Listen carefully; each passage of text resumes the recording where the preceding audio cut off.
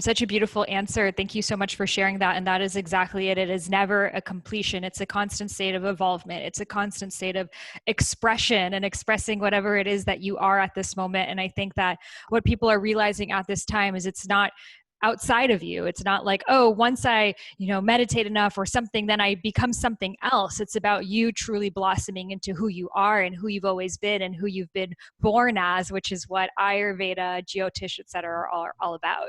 It's a tricky question, Sahara, and I'm impressed the way you asked this. And I remember you asking me this last time also, because we usually identify highest self as me, what I'm doing.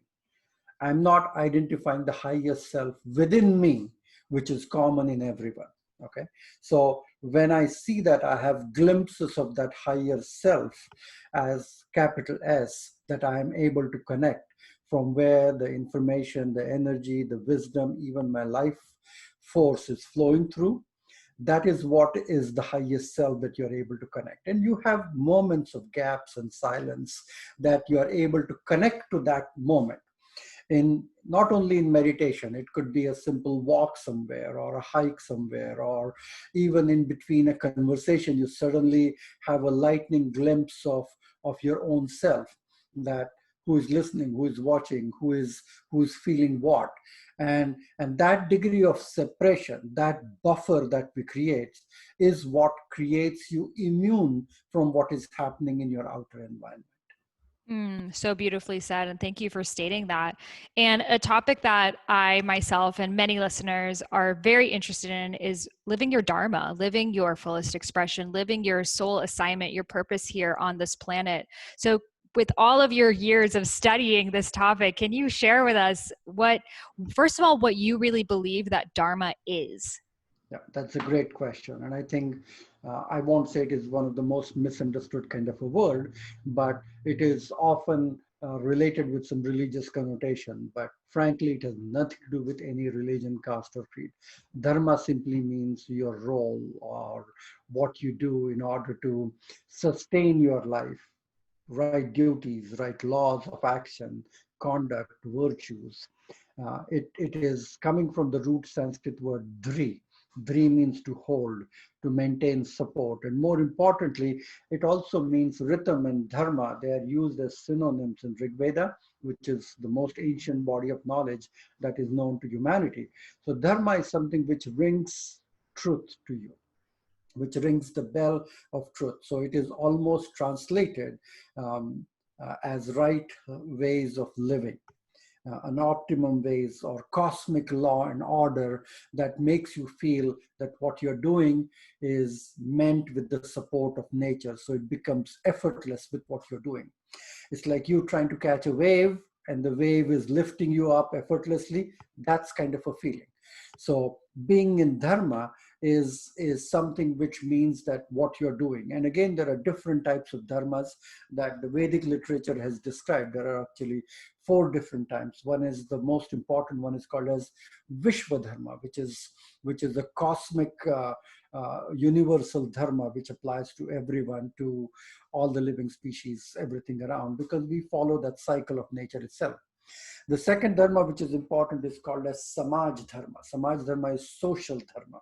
There's a social conduct which is really important that makes you a creature of the community, and how you do and how you lead out your life. The third aspect of dharma is Manav Dharma. Manav means humanity. And each human being goes through these 4 different stages of dharma. They're called as Chaturvid Purusharthas. And these are the ashramas, that the way we live our life from 0 to 25 years, your role is different.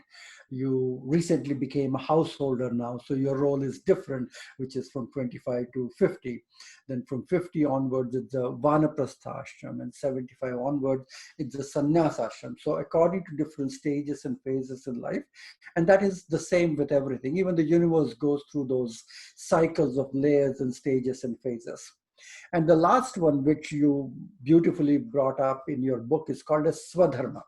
So Swadharma is more of an individual or a personal dharma, that what you do, what are the baggage of karma that you brought in that got kind of frozen in stone in the astrological chart, the time, the place, the parents that you chose, where you were born. That is the structure, that is the point from where the infinity begins. And then the actions that you will do during this lifetime that will continuously unfold your dharma and the dharmic path of living as such.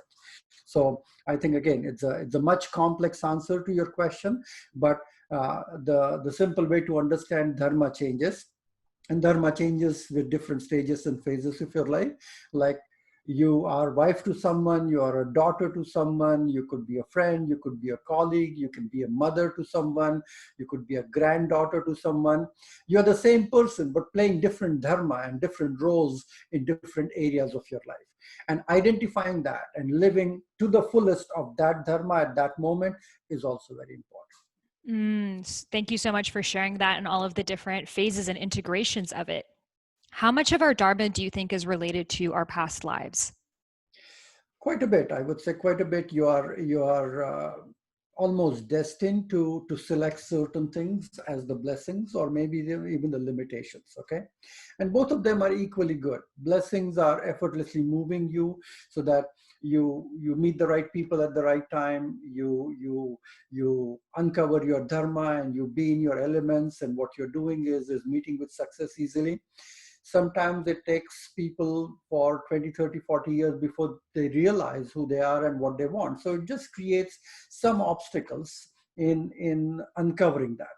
So it is firmly believed that what we bring in is what we bring in, is how you perform based upon the chart, the limitation, the placement of the planets and everything is the choice that you make. So it's the discussion between the free will and the choice that you have.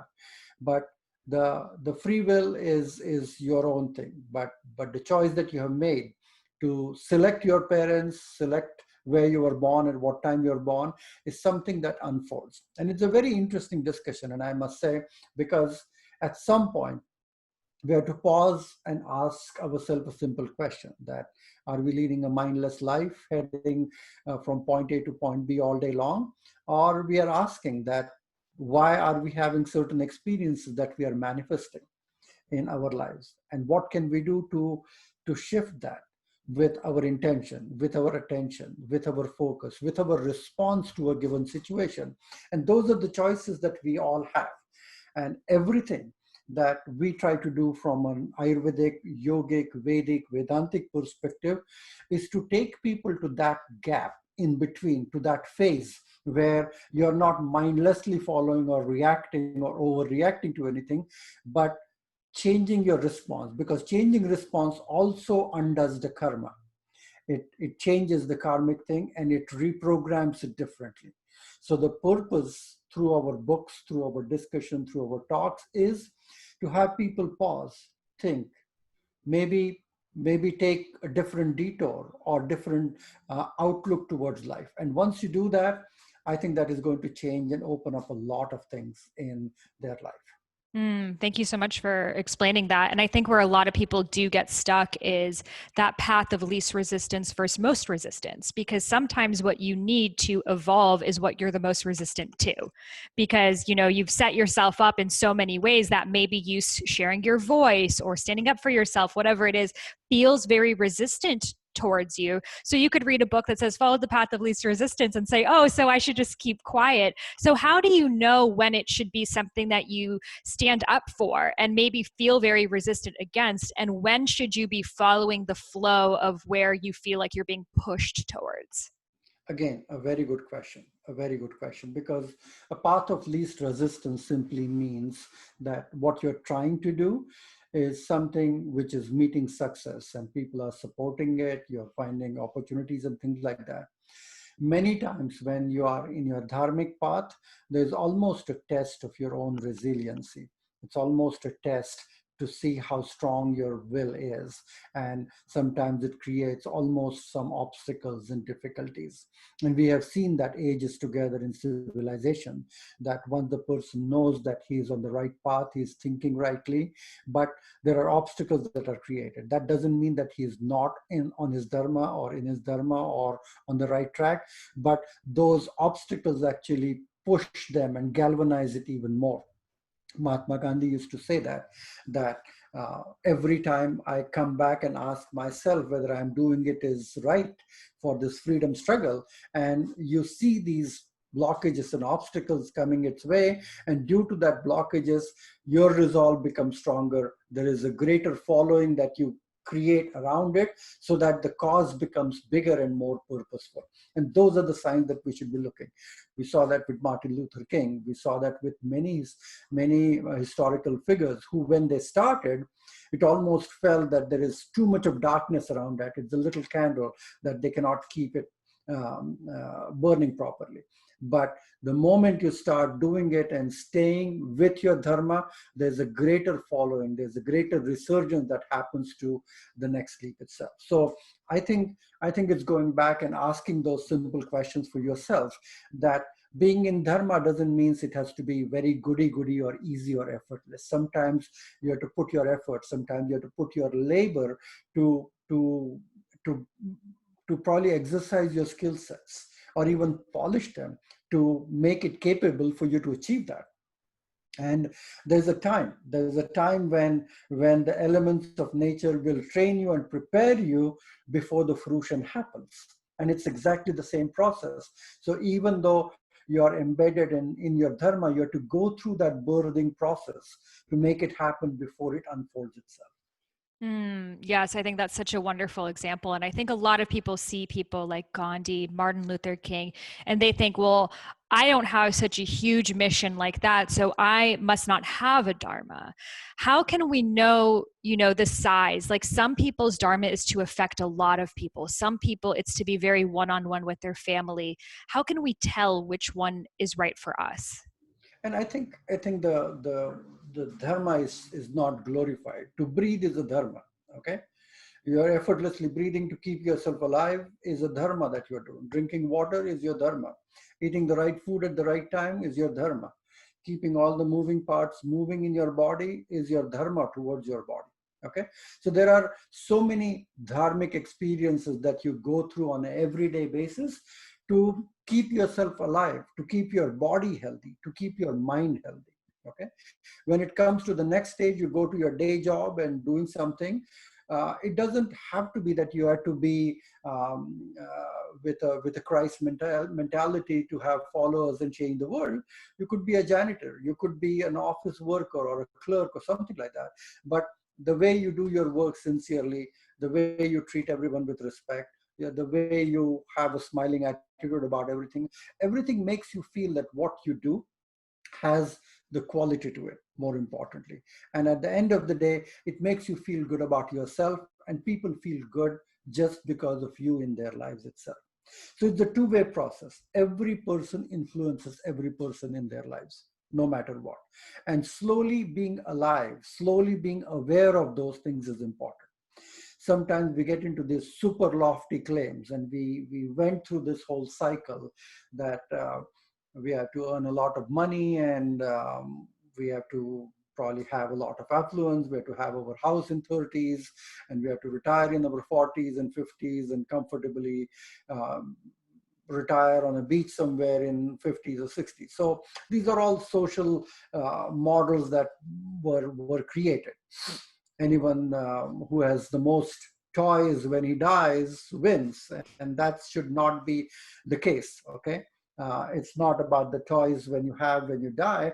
It's about what you do on an everyday basis that gives you that spring in your walk, that makes you feel good about yourself, getting out of your bed and doing something on an everyday basis. So again, going back to the same thing, this little task that you do every day and you are able to enjoy those are something which is suggestive of more being in dharma. Sometimes you are stuck not feeling whether what you're doing is right or wrong, and that is the time to probably quiet down, meditate, ask yourself something, and see whether you can amend the way you're thinking or the way you're feeling. And it's actually true sometimes that you don't feel as if you're in your dharma. You have to make amendments. Just to give you an example, that few years ago, myself was running a company as an executive director, and I was playing more of an administrative role, managing people and looking at QuickBooks and looking at hiring and firing people and traveling executives, starting up new businesses and things like that. Couple of years I did that, and I was earning good amount of money, and I suddenly realized, what am I doing and why am I doing this? Am I happy every day? It's not about how much money I'm earning, but am I in my dharma or not? I'm an Ayurvedic doctor, I'm a healer, I'm a Vedic scholar, and this work I'm doing, even though it is important for someone, there are better people with better skill sets than me who can do that, who would love that, who would enjoy that, not me. So I plainly went to them and said, well, I'm a teacher. I would like to see patients and I would like to teach and write books. And I slowly stepped away from that. So you would realize that every time you're doing something where you feel that you're struggling, you should pause, ponder, and be bold enough and be courageous enough, because there's nothing to lose. Once you feel that you are in your elements, you will find effortless success no matter what you do, in which field you are. It's just a matter of time, how strong of a conviction you have. Thank you for sharing that story, because for me, I could never imagine you in that role, because you're such a, a wise sage who I look up to so much that I couldn't imagine you in a more operational role. And also what a travesty to humanity that would be if you weren't sharing all of this wisdom with the world. And to think of all of the people who are working jobs where they're just, performing day-to-day tasks, that the world hasn't yet seen all of the gifts that they have to share. No, and I think that is when we look at astrological chart, when we look at the doshas, the way you look at those things, there are certain qualities, there are certain skill sets that you innately have, and you should use them properly. So, for example, if there's a Vata person who loves to talk, who are bubbly, who are enterprising, who are energetic, then if they do a sales and marketing job and things like that, it's really good for them because they have the energy, they have the passion, they want to talk about it, they have the twinkle in the eyes and things like that. So that job becomes really easy for them compared to maybe a Kapha person who is a little bit loner, doesn't want to talk, is a little bit more shy and takes time to open up, maybe a little bit lazy and dull. So maybe that job may not be suitable for that person.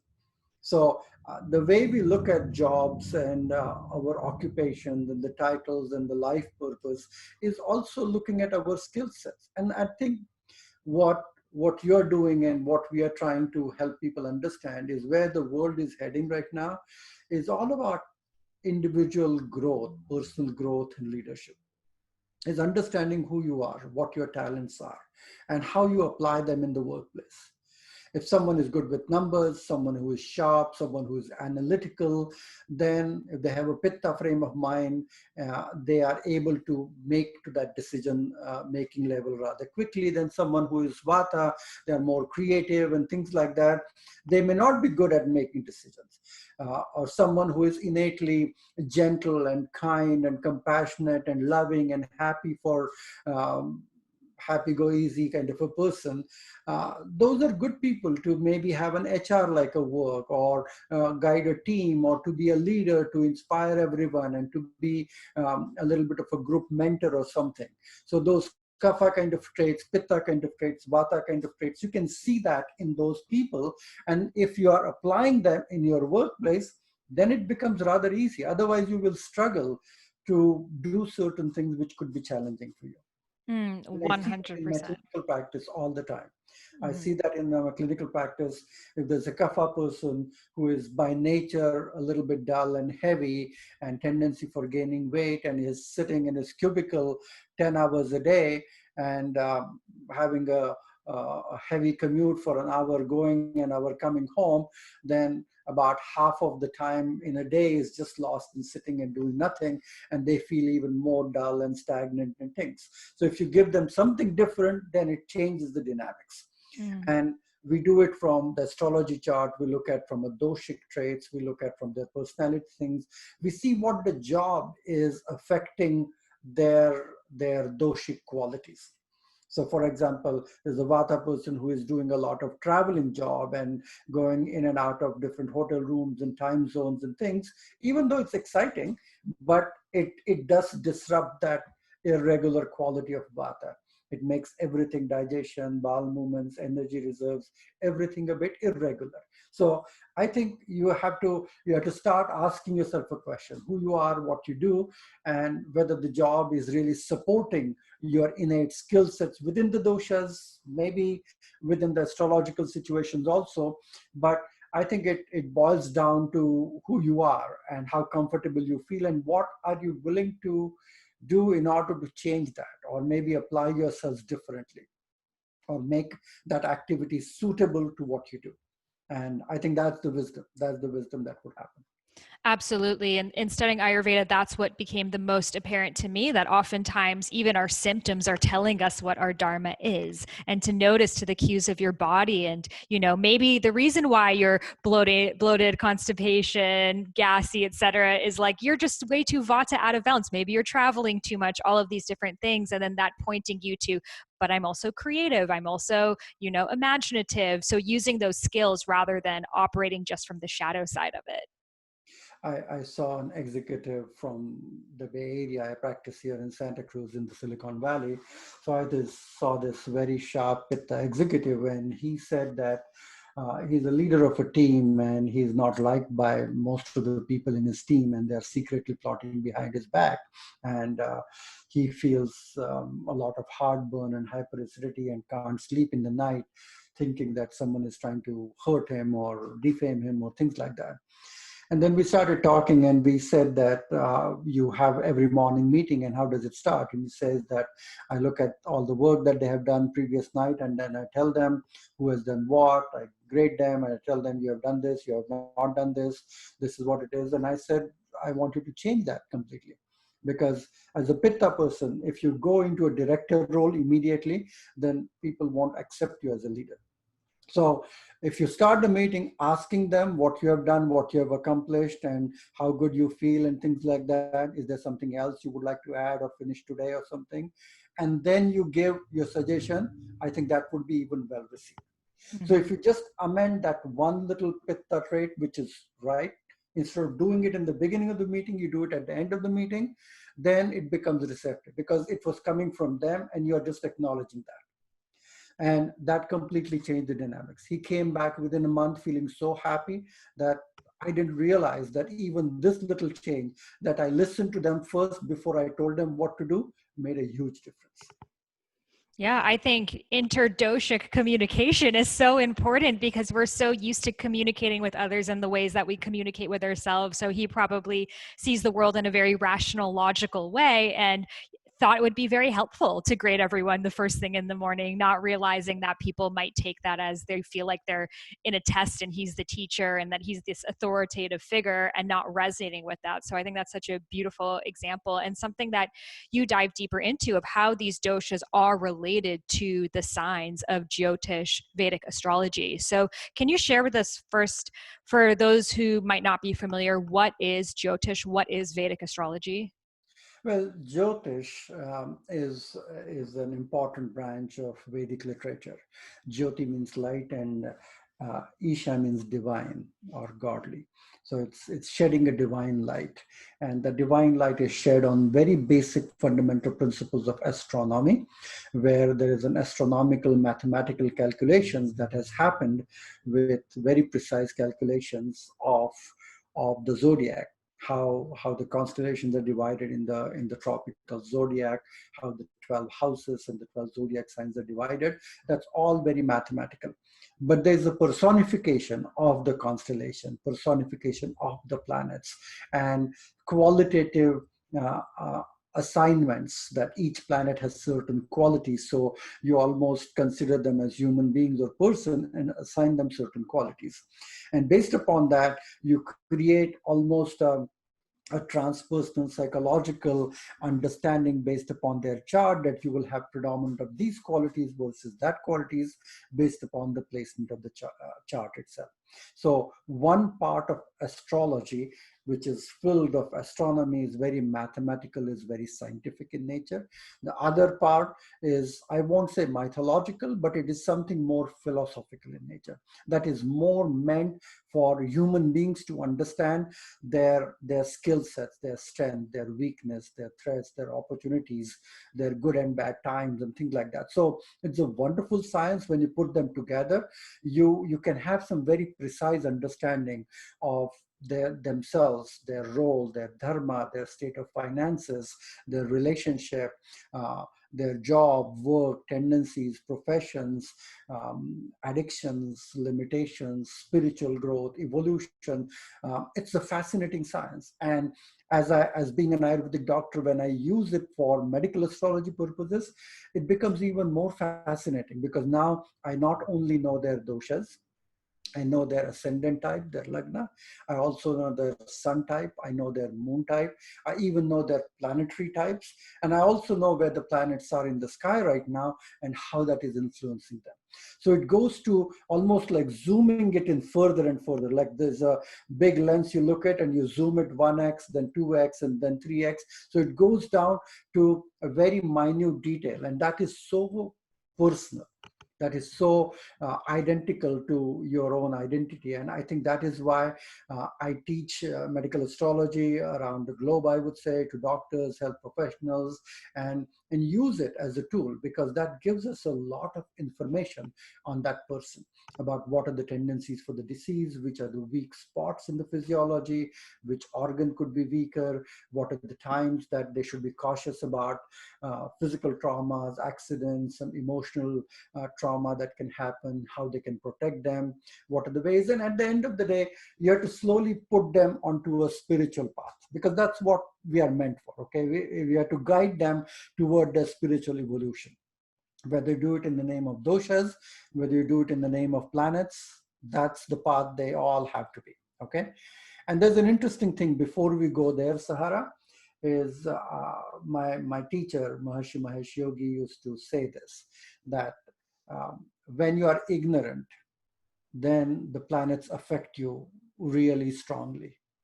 But as you become more and more enlightened, you become immune to the planetary effects. They only affect you when you are under the veil of Maya. When you're ignorant, that's when the intensity of darkness, even the doshas, okay, even the doshas would affect you even more when you are ignorant. When you are into a rajasic, tamasic mode, the doshas will affect you really strongly. As you move towards a sattvic way of living, thinking, behaving, and more of an enlightened living that you're doing, then the edges are taken off. You're still Vata person, but you're not that ungrounded anymore. You're not having those negative traits of doshas affecting you anymore. Same with planets, same with good and bad times. You become slowly immune to those changes and challenges. So it is a lot of room to believe that these sciences were meant for meeting people where they are and slowly leading them where they need to be.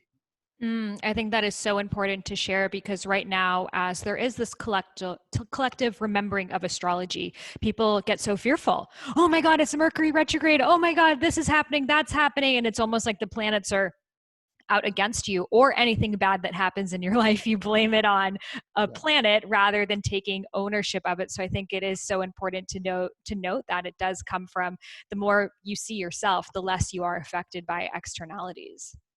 And I think the fear makes it worse, and the ignorance adds it further. And I wrote a book not long ago, was The Art and Science of Vedic Counseling.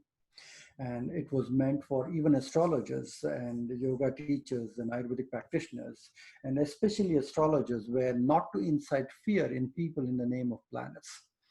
Oh, you are doomed, this planet is in this house, and this is a terrible time for you, or this is really bad, because they are there talking to you because they're already worried and fearful. And you are taking that fear to several notches further, and that is absolutely criminal. Okay, the sciences are meant to uplift people, to give them hope, to give them energy, to give them some way to look at the end of the tunnel, what they could expect, and guide them and give them strength. So I think the lingo And the communication language is so important, especially those who are the custodians of this information. Absolutely, yes. And a big thing that people have is they very much identify with their sun sign, their Western astrological sun sign. And when they learn about Vedic, they're very confused because their sun sign tends to be the one before. And also, they aren't familiar that much with their ascendant, their moon. Can you share with us how this sidereal system looks at the stars different than the tropical system?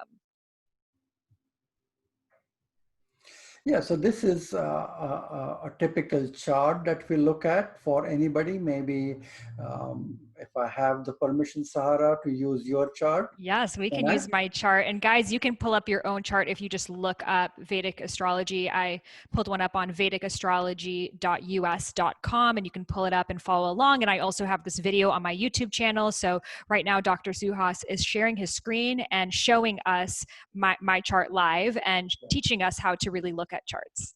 So I'm going to hide your date, place, and time of birth because we know that you're forever young. And so, we're just going to look at what your rising sign is. So when you enter these planets, the way you look at is the person's date of birth, place of birth, and time of birth. When you were born, time, place, where you were born, and we look at the eastern horizon, which sign was rising. Which sign was rising from the place where you were born. So from Boston, we'll be looking at the sign which was rising on the eastern horizon at that time, because that's where you were born, I guess. So it is the sign which was rising at that time you were born was sign number 8, which is Scorpio. So ascendant means Udit Lagna. So the Lagna that was rising on the eastern horizon that time, because is the rising sun's direction. So 8 becomes a very important juncture from where is the starting point of your life journey. So Scorpio is the starting point, and then you put all the other zodiac sign in an anti-clock manner. So if your rising sign with the sign which was rising was Scorpio, you put it here. Then the next house would go 9, which is Sagittarius. Then the third house would go 10, Capricorn, 11, Aquarius, 12, Pisces, which is the 5th house. So the houses that we talk about, they are counted anti-clockwise, and there are 12 houses and 12 zodiac signs. So this is always considered to be house number 1. And each house has specific attributes to it. First house is all about health, personality, your looks, your bodily features, all of those things would be decided by first house. Second house is money. Third house is sibling. Fourth house is your mother. Fifth house is about education, your children. Sixth house about diseases. 7 about relationship. 8 about diseases and obstacles. 9 about luck, fortune, support of nature. 10 about job, work, profession. 11 about gains and profits and inheritance. And 12 is all about spirituality and things like that. So when you look at a chart, a whole person's life, what they are supposed to do will be there. And these are common areas for everyone. So the 12 houses and their attributes is absolutely common for everyone. So this is the house number 1, which will talk about health for everyone. This is house number 2, which will talk about wealth for everyone. But in your case, Sahara, your health would be under the rulership of sign number 8, which is Scorpio. And that Scorpio is governed by the planet Mars. It's governed by Mars. So you will have more Pitta predominance in your personality. And as we know, Pitta is fire and water together. Is that right? So there's a Kapha attribute to that also. But it will be Pitta and Kapha. But Pitta would be slightly nose ahead because Mars is in the 7th house aspecting this. So we will give more Pitta Kapha attribute than Kapha Pitta attribute as such. So there'll be a Pitta predominant, but it will have more Pitta and Kapha quality. So your health would be under the influence of sign Scorpio. Your money, the house of money, is under the influence of sign number 9, which is Jupiter. Okay, Jupiter is the teacher of gods. Jupiter is the teacher of gods. And when we say the planet Jupiter is about teacher is about spirituality, and that is in the ninth house of Bhagya or luck or fortune. In your case, the way you will earn money will be based upon Jupiterian's task, which will be about teaching, writing, education, uh, helping people from a spiritual counseling perspective, because this is an exalted Jupiter. Okay. And so the money will come because of Jupiter doing those kind of activities. And your 10th house, which is the house of your job, work, and profession, is ruled by Leo, which is Sun. So Sun is also the giver of light, health, wellness, so medicine. So it will be something related with spirituality, and medicine would be a dual karma and dharma that you would be doing. So until and unless you do this together, you would feel kind of lost.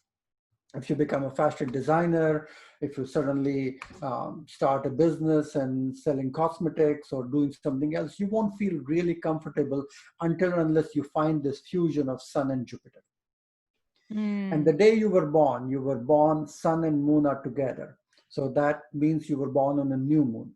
So it has to be something shifting and changing every day, because it's about a weak moon or a new moon that you were born.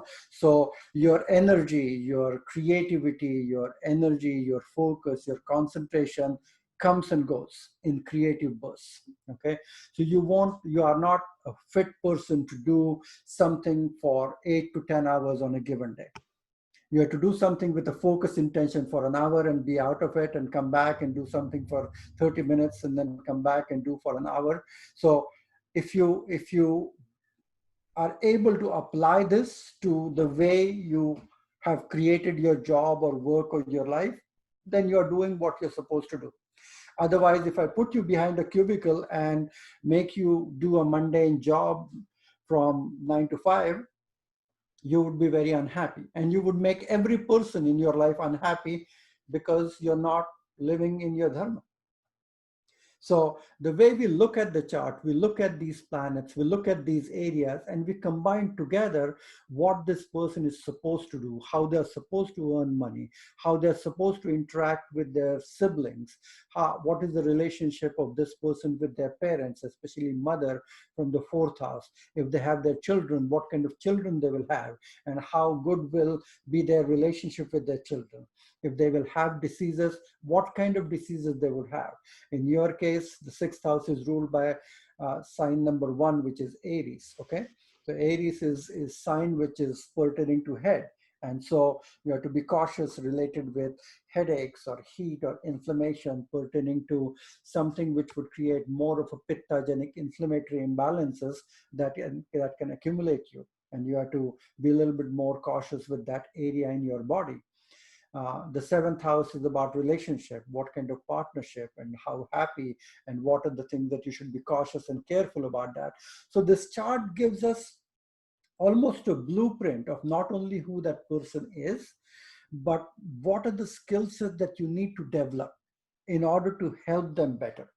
And we often, back in India, we do it as soon as the child is born, we cast their horoscope, because not only we know whether this child is having some unique skills or talents, and what should I adapt to my parenting skills. If someone is an athlete, maybe I should train them towards sports and more mind-body coordination activities. If they're an artist, shall I put them into dance classes or music lessons or anything like that?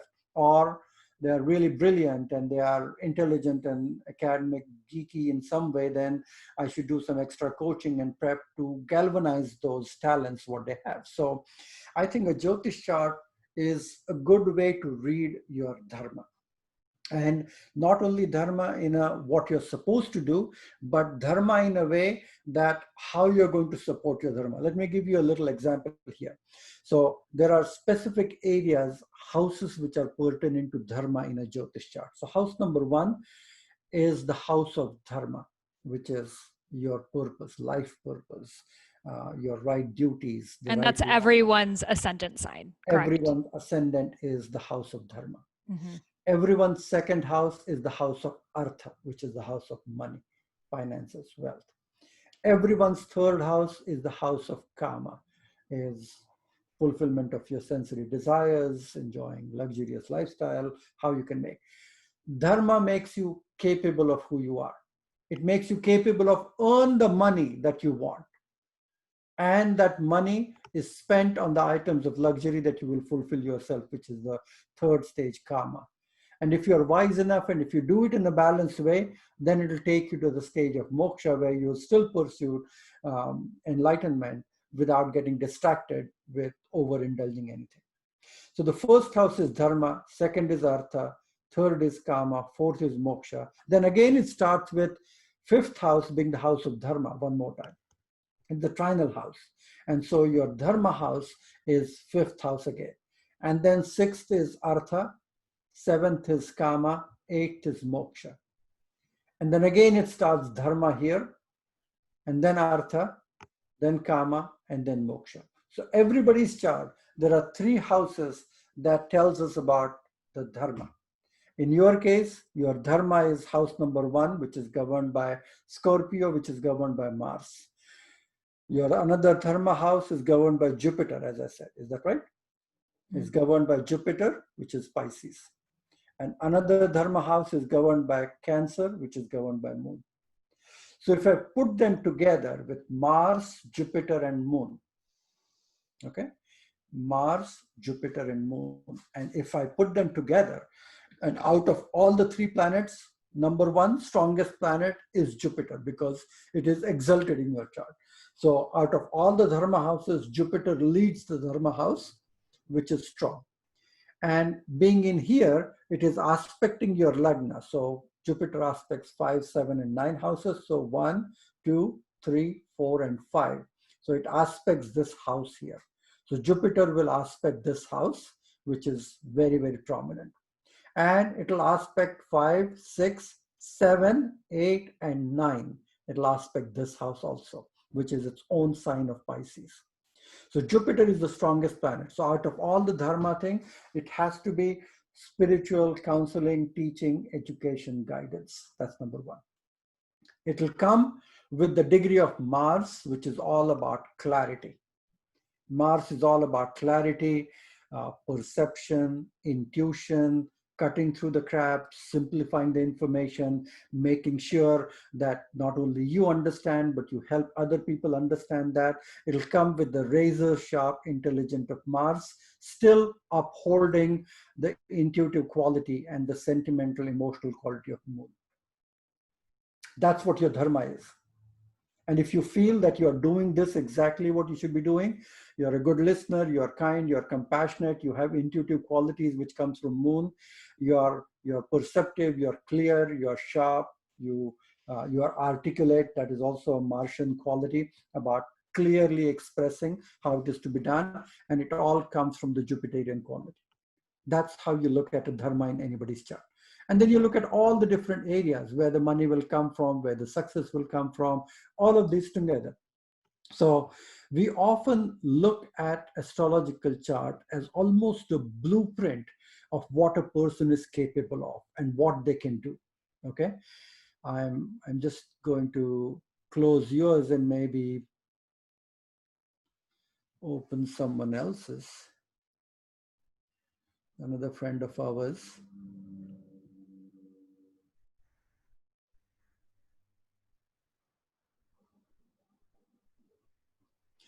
So again, this person is a successful author and a very articulate speaker, has an Aquarius rising, which is governed by Saturn. Okay, Aquarius rising is a very powerful sign of Saturn. And Saturn is also a teacher. The quality of Saturn is also a teacher, and Aquarius is the positive sign of Saturn, because Capricorn is the negative side of Saturn, Aquarius is the positive sign of Saturn. So you have an Aquarius sign of this person, which makes him innately a teacher. And they have Moon in the 8th house, which is the house of creativity, the house of moksha.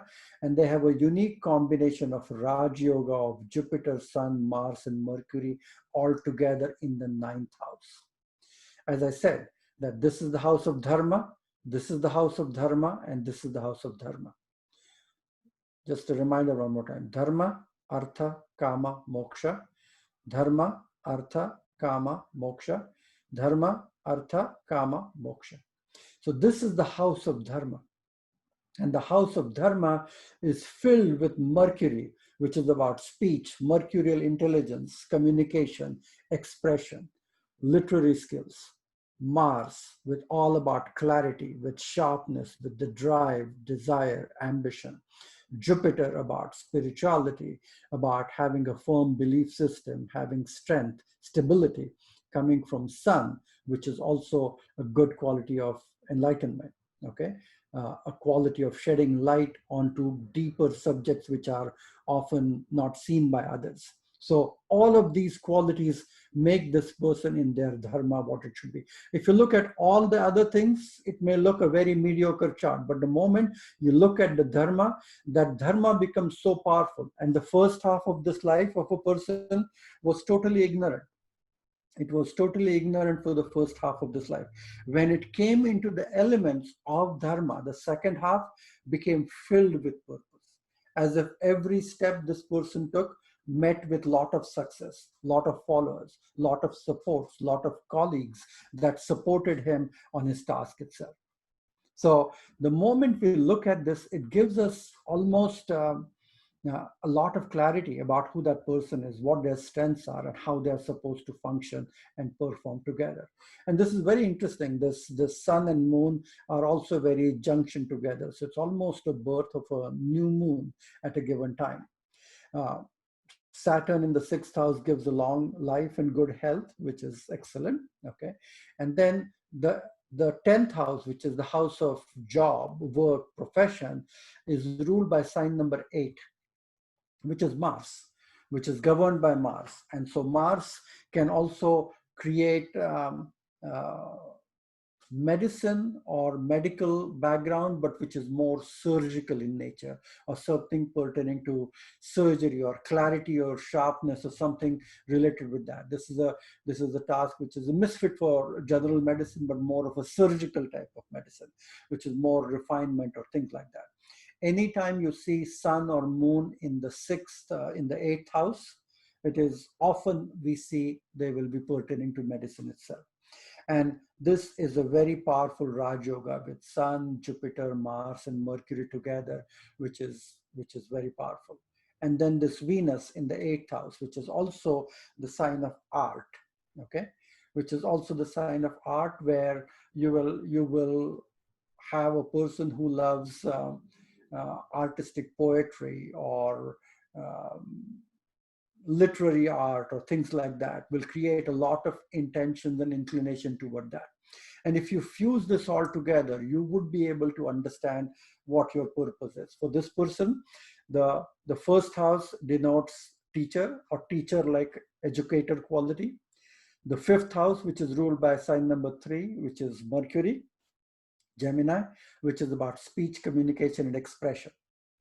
And the 9th house, which is ruled by Venus, which is Libra, is flooded with very powerful planets. So it's about the art of medicine, the art of health and healing and wellness, coupled with literary skills. And once you identify that, and it may take, as I said, it's not an easy chart because they're all sandwiched between Rahu and Ketu. As you can see that, this is all the first half of the life was all empty. It was a typical mundane life. The second half is filled with a lot of adventure, a lot of success, complete transformation. And when you look at someone's chart, you would be able to actually see what a person is doing and what they are capable of manifesting. And once you compare with the timings that they are going through, then you are able to decode the dharma. So I think Jyotish is an interesting science which looks at the astronomy. These are the astronomical calculations that we are looking at. This is not, I did it. This is something that are set in stone in many ways. Is that right? Because that's when you were born, the place, the time, these were the planets, they were in that zodiac sign. And you cannot choose to give birth to a baby that all the planets are in the best houses. It's impossible, okay? Some of them are really good, some of them are not so good. So even though this person is massively successful, the first half looks pretty mediocre, pretty ordinary at times. Okay. So anytime that you try to do, this is what we work with. This is the past life karma that you have bought. And then how you pursue these activities and skill sets and talents and qualities that you have, and then have the guts, have the desire to live up to that, and have the discipline to stick to that. That's when you, we often say, the rubber of dharma meets the road of action. The rubber of dharma meets the road of action. And when it does that, you're moving and you're cruising along. Thank you so much for sharing that. So profound, so deep. There's so much that you can see in the chart. So for people who are listening who are maybe like, I don't even know where to start, do you think maybe looking at what your ascendant sign, what your rising sign is, could be good to just see the overall archetype? And could you share with us the different signs and what role they're each related to? Well, we can talk about it. Like as I said, that each sign is governed by a planet, and there are out of 12, there are 5 which are in pairs. Okay, so for example, when you look at Aries and Scorpio, these are 2 signs which are governed by Mars. But Aries is an airy sign compared to Scorpio, which is a watery sign. So even though both of them are governed by Mars, there is an air element predominance with Aries, which will make them a little bit more hot-headed or snappy or grumpy or irritable compared to Scorpio, who would have the drive, who would have the intensity, who would have the water-like quality, which will come to a boil eventually if you're not paying attention to, but it won't happen immediately. So each sign is governed by a specific planet. Like Aries is governed by Mars, which is about sharpness, direction, clarity. Second sign Taurus is governed by Venus, which creates a lot of strength and Venusian and artisan qualities and things like that. The third sign Gemini, which is governed by Mercury, is about intellect, mercurial intelligence, as we talked about, something which is more of a mellow, of a tridoshic quality, but also has innate intelligence. Sign number 4 is governed Cancer by Moon, which makes them intuitive, reflective, sentimental, emotional, sensitive.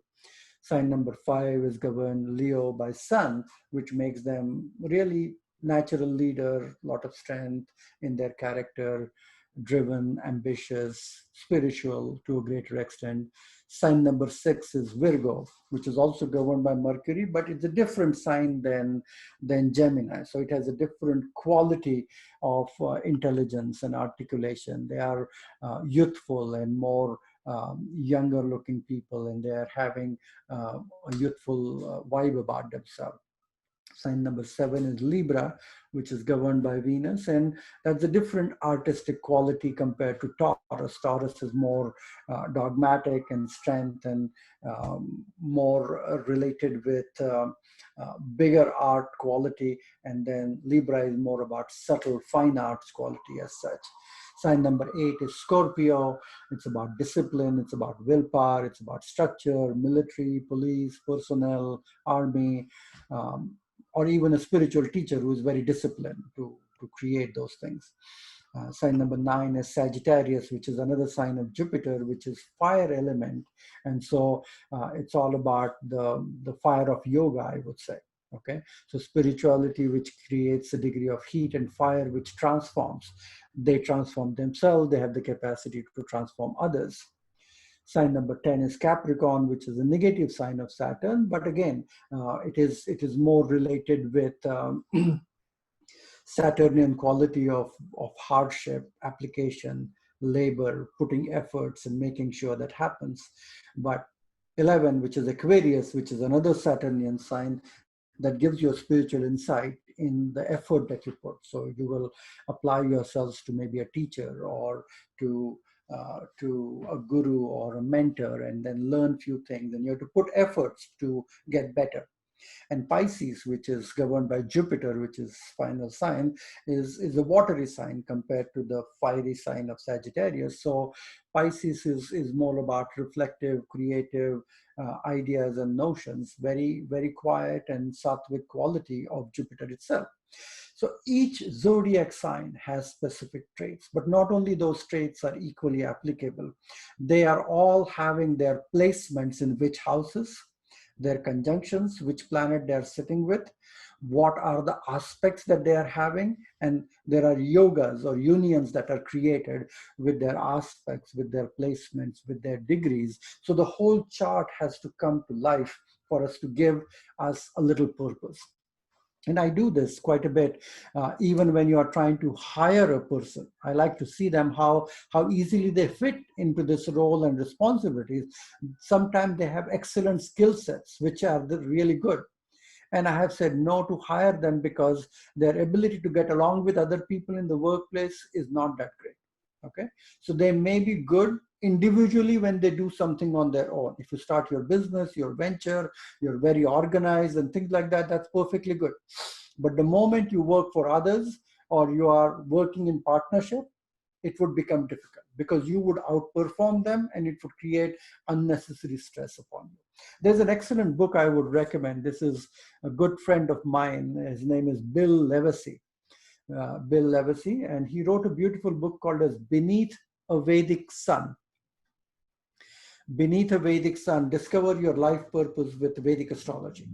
So it's all about understanding your dharma using Vedic astrology. And he has given numerous examples and tables and charts that might help you understand some of these things. I know this is very complex and what we're trying to dump a lot of information on people at this stage, but once you go to someone and at least learn your chart from a Vedic astrologer, it will come rather easily.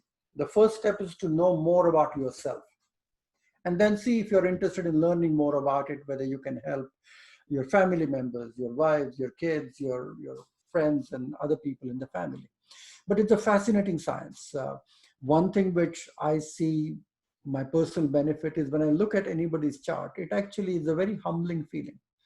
It is a very humbling feeling that out of everyone else, you chose me to be here in discussing this with you, because there's a karmic bond that maybe nature wants me to tell you something here.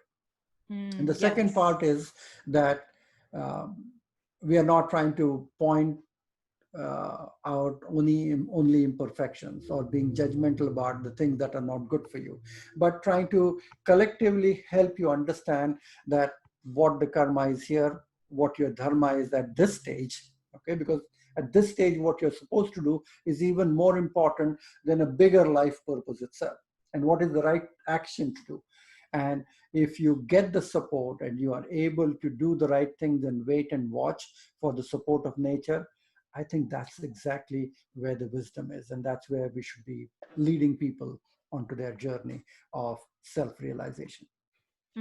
Thank you so much for sharing all of that. It is so profound. And I remember before I got married, I had you look up my chart with my husband's to see if we were compatible or not, even though I don't know what I would have done if you said no. But I remember you sharing our Saturn returns were at the same time, which is interesting because we are 5 years apart, but our Saturn returns being at the same time. In Western astrology, I think we're always taught that your Saturn return is when you're around 28, 29, around that age, but that's not the case in Vedic astrology. Am I correct? It is not. Whenever the Saturn is transiting a sign before your moon sign or after your moon sign, that's when we're looking at. So your moon sign is Sagittarius and you're still finishing your Saturn return right now.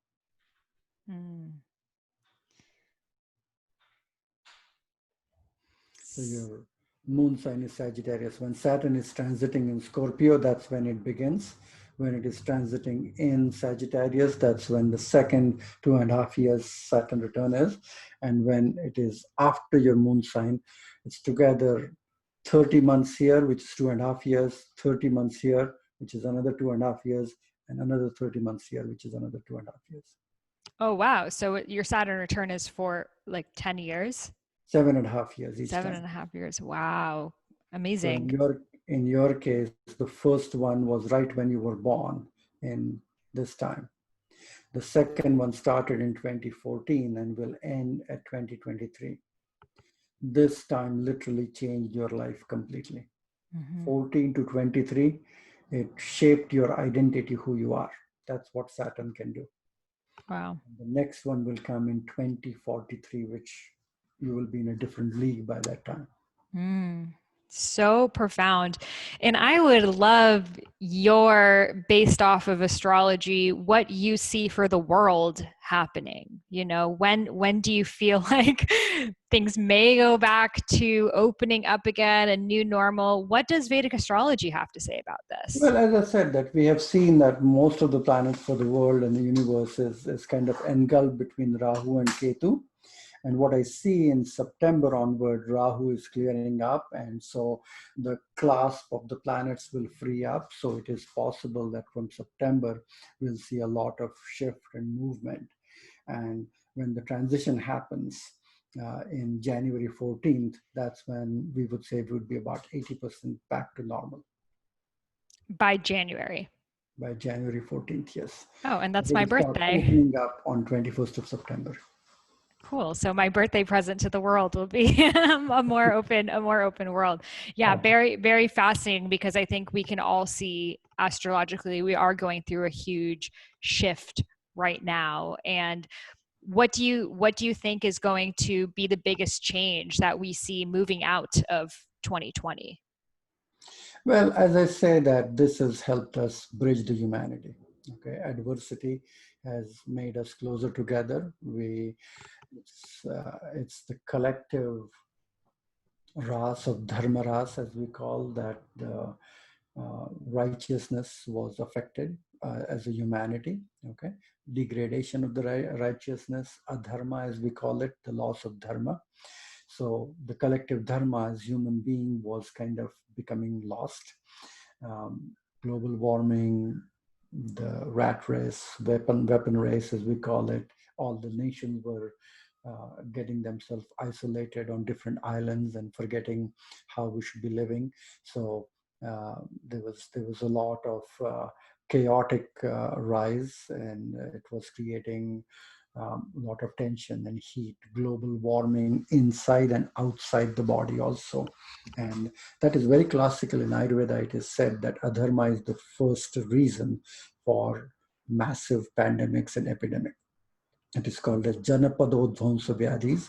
So these are mass epidemics and pandemics that can affect humanity due to this. And because of adharma, because of lot of loss of righteousness, it will affect the time. It will create vagaries of time. So you will have prolonged winter or not so long summer or untimely rains and things like that, in which we have been seeing it regularly. It will create degradation of the land, where the soil will lose its fertility and will lose its ability to produce good food. Okay, it will change the quality of the water in the universe. So the air, water, land, and time. These are the things that are described classically in Ayurveda. And when we restore the dharma, when we all become a little bit more kind and compassionate and spiritual, and this virus is forcing us to hold hands and learn from each other, from different nations together, is going to be a different universe. And as it happens, because of adversity, as the humanity is restored, these elements will improve themselves. So it's a cycle. It's a subtle cycle of tamas, which is going to give rise to sattva very soon. So beautifully articulated. Thank you so much for sharing and all of this incredible Vedic wisdom and being such a source of knowledge for the world right now. Before I forget, I would like to share my new book, Panchakarma. And Panchakarma is your copy is in Mail Sahara. So it's about Ayurvedic art and science of detoxification and rejuvenation. So it's about what Panchakarma is, how it works, and all the three of us have written this together with our clinical experience, myself, Dr. Manisha, and Dr. Manas all together. So I think it's an interesting book about identifying what you can do to help yourself cleanse, detoxify, and rejuvenate. Some of the rituals that you can do, and if you go to a clinic to get Panchakarma done, and how we are applying this ancient technique of Kaya Kalpa for a modern day living. So check it out on Amazon, Panchakarma, the Ayurvedic art and science of detoxification and rejuvenation. And how can listeners connect with you, schedule a consultation with you, and do Panchakarma with you? Well, they can always find me on ayurvedichealing.net, ayurvedichealing.net, or they can look me up at drsuhas.com, which is drsuhas.com. They can contact our clinic at 831-462-3776, 831-462-3776. We'll be happy to do a virtual consult, a Skype, a Zoom consult, where we'll walk you through your astrological chart, help you understand your dharma, what is right for you. We'll give you a printout of your astrological chart. You can record the session for you or to re-listen to it one more time. And I think it's a great tool.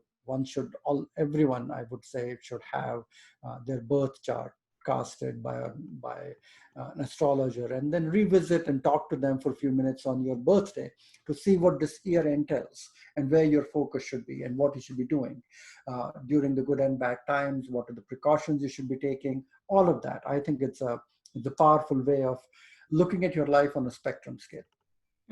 Thank you so much for sharing and for all of the wisdom that you share with us in the world. We are so grateful for you. Thank you, Sahara. You're a shining bright light. Keep it that way. And I think through your books, through your work, you're touching millions of lives, and you're inspiring them, you're motivating them, you're helping them decode their dharma. And that's the first step towards enlightenment. Thank you.